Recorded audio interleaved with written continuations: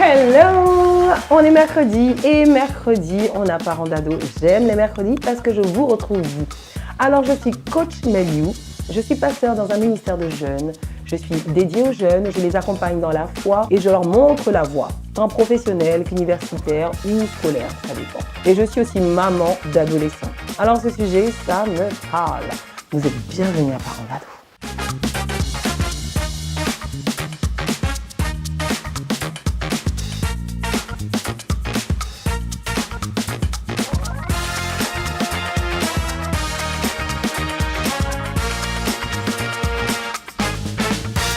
Abba Père, Abba Père, Abba Père. Aujourd'hui, on va parler de ce thème, la souffrance de père en fils. Malachie 3, verset 24 nous dit « Il réconciliera les pères avec leurs enfants et les enfants avec leurs pères. Ainsi, je n'aurai pas à détruire votre nation. » Waouh!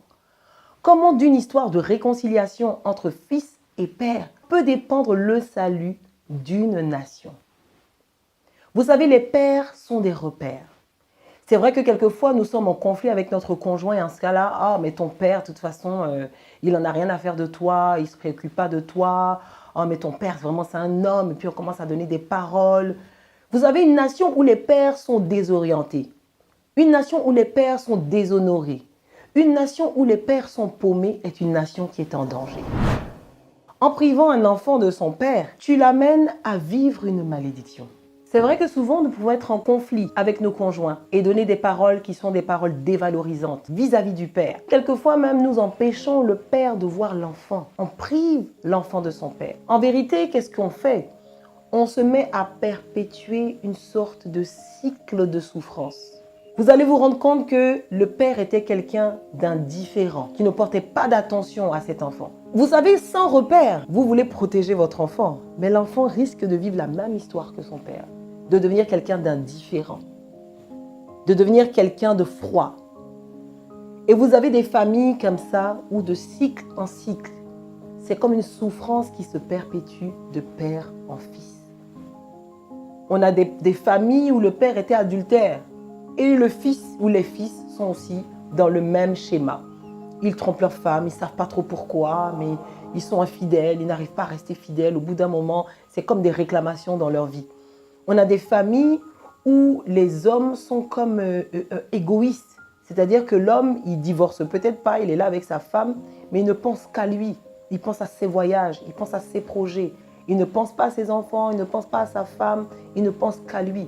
Vous avez des familles où c'est des cycles de colérique. Le père est colérique, il est nerveux, il casse tout. Et le fils vit la même chose. Quelquefois, ce sont des cycles de pauvreté. Le père a tellement souffert et le fils souffre de la même façon. Et de père en fils, on va de souffrance à souffrance. Dieu veut que nous réconcilions les pères avec leurs enfants et les enfants avec leurs pères. Si tu sais que tu es dans cette situation, où tu es une mère et ton conjoint ou le père de ton enfant te dégoûte, le père de ton enfant t'énerve, je te prie d'avoir la pensée de Christ et de voir tel que Dieu voit. Essaie de mettre de côté ce que tu vis et de penser à ton enfant. Je veux que tu fasses cette prière parce que le Saint-Esprit veut t'en donner la force aujourd'hui.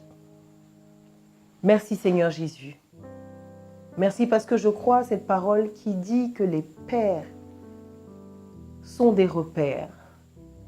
Je crois, Seigneur Jésus, que tu veux réconcilier les pères avec leurs enfants. Seigneur, donne-moi de pouvoir être cet instrument-là. Donne-moi de pouvoir faire fi de moi-même, faire fi de ce que je pense, faire fi de ce que j'ai subi pour pouvoir honorer le père de mon enfant, le père de mes enfants. Merci Seigneur Jésus parce que je crois que cette force, cette capacité, elle ne me vient pas de moi, mais qu'elle me viendra de toi. J'ai besoin de ta force. J'ai besoin de ta force. Merci Seigneur Jésus parce qu'alors que je prie, alors que je change d'attitude, tu agis dans la vie de mon fils, tu agis dans la vie de ma fille et quelque chose se passe. Merci Jésus parce que tu le fais maintenant. Que ton nom soit élevé au siècle des siècles. Amen. Dieu le fera certainement. Mets ta confiance en Jésus. Ne crois pas en ce que tu vois, aux conseils de tes copines, de tes amis, non. Crois en la parole de Christ. C'est elle qui peut libérer ta maison, c'est elle qui peut changer la destinée de tes enfants et changer ta destinée. Alors tu peux m'écrire, tu peux me partager ton expérience, nous pouvons prier ensemble au numéro WhatsApp qui s'affiche. Laisse-moi un like si cette vidéo t'a fait du bien. Tu peux aussi la partager. À bientôt. Aujourd'hui, on va parler d'un thème particulier qui est « J'ai oublié ».